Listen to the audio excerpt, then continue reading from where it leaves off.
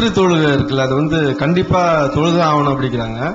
எந்த அளவுக்குன்னா சுண்ணத்தை விட அதிகமான தர்ஜா இருக்கு அந்த வித்ருக்கு.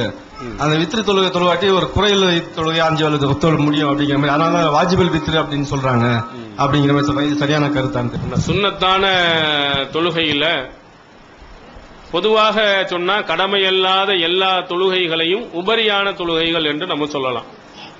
அதான் அறிஞர்கள் எல்லாம் பாடங்கள் அமைக்கும் பொழுது சில அறிஞர்கள் பாபு தத்தவுன்னு சொல்லுவாங்க. உபரியான தொழுகை பற்றிய பாடங்கள் எல்லாமே கடமை அல்லாத எல்லா தொழுகையும் அதுல கொண்டு வந்துருவாங்க.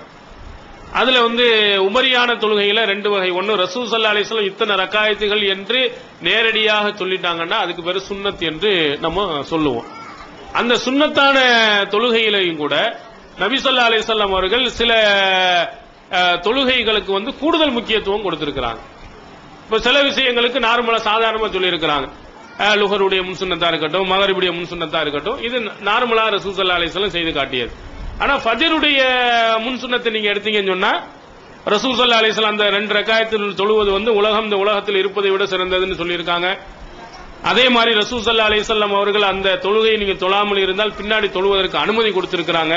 ஏன்னா தொழக்கூடாதுன்னு சுபு தொழுகைக்கு பிறகு சுபு தொழுகை முடித்து விட்டோம் ஏன்னா சூரியன் உதிக்கின்ற வரையிலையும் உபரியான தொழுகை எதுவும் தொழக்கூடாதுன்னு சொன்னவர்கள் என்ன செஞ்சிருக்காங்க, இந்த தொழுகைக்கு மட்டும் அனுமதி கொடுத்திருக்காங்கன்னா அது முக்கியத்துவம் வாய்ந்ததுன்னு வழங்குறோம். சுன்னத்திலேயே கூடுதல் முக்கியத்துவம் வாய்ந்தது. அதே மாதிரி வித்ரு தொழுகையை நபி ஸல்லல்லாஹு அலைஹி வஸல்லம் அவர்கள் அதிக முக்கியத்துவம் கொடுத்திருக்கிறாங்க. எவ்வளவு கடைசி காலகட்டத்தில் கூட ரசூல் ஸல்லல்லாஹு அலைஹி வஸல்லம் அவர்கள் அந்த தொழுகையை தொழாமல் உறங்கியது இல்லை.